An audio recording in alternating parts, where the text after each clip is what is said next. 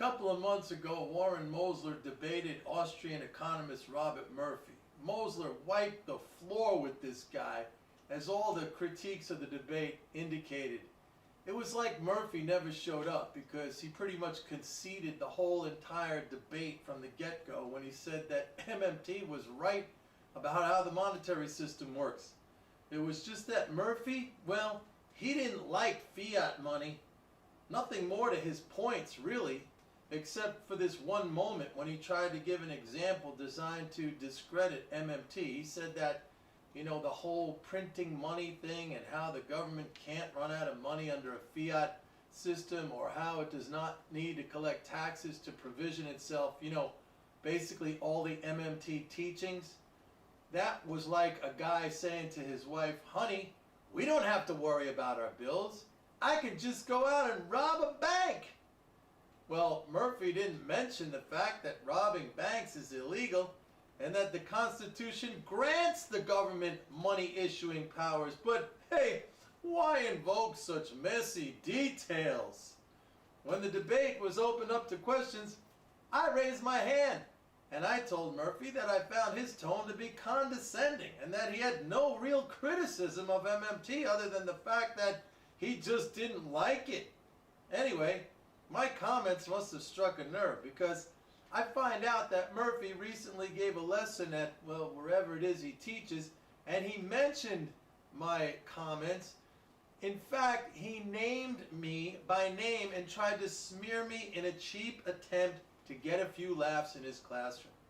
Check it out. The end of the thing that's in the Q&A, and I'm just bringing this up because a lot of people thought it was funny. So the first guy who gets it is this real confident, swaggering guy. He's like, hey, Professor Murphy, I was really unhappy with your analogy. It was very rude. You're talking about liquor store robberies, and I think you could give more respect to Mr. Mosler here.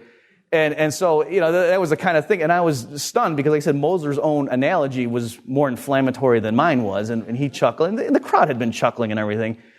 So, but the thing was, I knew this guy. I was like, that guy he seems very familiar. Who is it?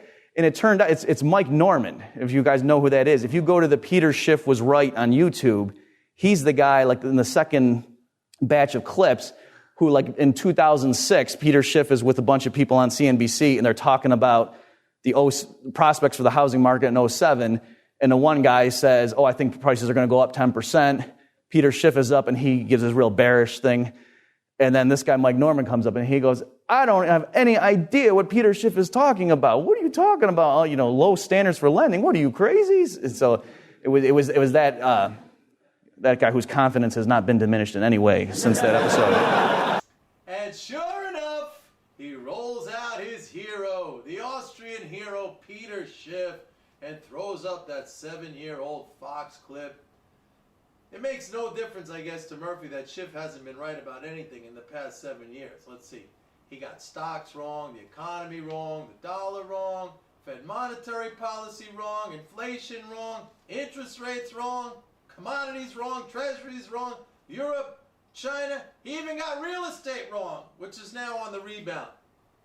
Now, if I made a mistake on that lending comment, it was believing that our regulators were on the beat, making sure that the assets the banks owned met the regulatory standards. But the regulators were out to lunch because Wall Street and the financial industry pushed Congress for as little oversight as possible, which, by the way, this totally unregulated environment, that's the very environment that Schiff and Murphy think will solve all our problems.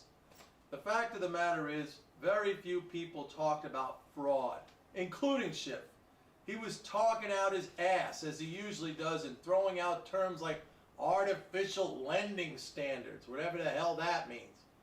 And by the way, in spite of all that fraud, I submit that even still, nothing bad would have happened if the Fed didn't raise rates from 1% to 5.25%, a 500% increase over 2 years in a ridiculous and vain attempt to fight inflation. And MMT tells you that too, that higher rates don't cure inflation. They increase inflation because it increases incomes without increasing corresponding output. And by the way, the financial crisis, which came about as a result of the housing crisis and the collapse of Lehman, never would have happened either if the Fed just lent to banks in an open-ended fashion without asking for only treasuries as collateral. So as far as Schiff goes and his little groupie Murphy, they're just talking out their ass, which is the only thing these guys know how to do. Murphy, you're a tool.